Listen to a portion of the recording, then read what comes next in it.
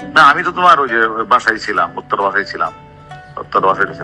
আজকে খালি বেরিয়ে আসছি যে চিন্তা করলাম যে মানুষ ডাকাতি যেহেতু হচ্ছে, তোরা ডাকাতি ওসিলাই গিয়ে আমরা একটা বিয়ে মারলো, শর্ট করলো, বুঝলে না? এখন তো কোনো ইয়ে নাই, এখন হলো সব ইয়ে হয়ে গেছে টাকা। টাকা তো কোনো মানুষ না। আমার এখানে আল্লাহর রহমতে সব আছে, আমি দেশে যাবো কেন?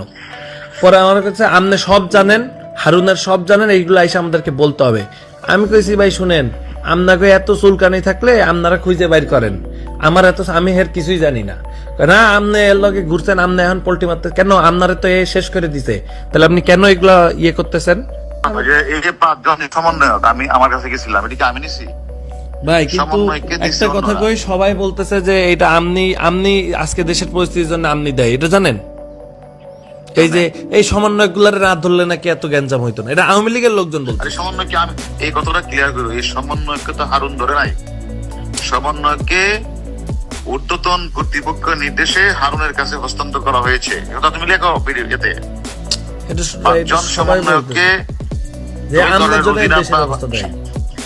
হ্যাঁ আমি কি করলাম? ওই যে আমনার জন্য এই দেশে আজকে সমন্বয়কে এই যে আমি না ধরলে এগুলা করতো না, তাই বলতেছে। আরে গাদা, এই সমন্বয়কে তো আমি ধরার সমন্বয়কে আমি ধরলাম, ধরার পরে কি এনে ডিপ কমিশনার, আইজি, সচিব, সরকার আই প্রধানমন্ত্রী ছিল না? তা তো ছিল, সবাই তো জানতো না? জানতো তো অবশ্যই।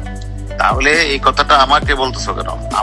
আমি বলতেছি, প্রথম বলতেছে না তুমি গ্যারান্টি লিখে দিও এই সমন্বয়কে, মানে স্বরাষ্ট্রমন্ত্রী লেখা এগুলি, স্বরাষ্ট্রমন্ত্রী, সচিব, আইজি, এসবি চিফ সহ অন্যান্যরা, এবার লিখে দিও অন্যান্যরা সম্মিলিত সিদ্ধান্ত ক্রমে তাদেরকে ডিবির কাছে হস্তান্তর করা হয়েছে সেফটির জন্য।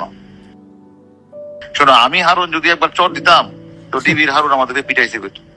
আমি এদের সাথে ভালো ব্যবহার করছি, ওদের বাপ মাকে ডাইকে না আমার লোক ভাত খাওয়াইছি, ওদের না ভাত খাওয়াইছি, ওদের বাপ মাকে ভাত খাওয়াইছি, অর্থাৎ মানুষ আশ্বস্ত হওয়ার জন্য দেখো ডিবির হারুন কত ভালো বিহেভ করতেছে, এটার জন্য, আর কিছু না। আমার উদ্দেশ্য তো এটা ছিল, যে আদেশটা দিছে আদেশটা পালন করছে। এবং কখনো কি 5 জন একবার বলছে বলো না যে গায়ে হাত দিছে, এটা বলে মারছে এই করে যাচ্ছে? কখনো কি নুরু বলছে হারুন মারছে? আসে না, তুমি তো আমার চিনো। কয় কি যে হ্যাঁ আমার টাকা মারছে, আমি এখন এটা লই হেরে আমি এখন ধরবো। আমি যে আপনি ধরেন যান, অসুবিধা নেই। টাকা আমি কি তার দেখা হয়েছে? আপনি ধরেন পারলে যান।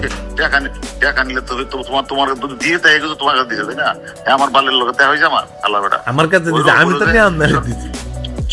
সেটা অন্য বিষয়ের কথা, ওর লোক আমার কোনো কথা হয়েছে না, ওর সাথে কথা।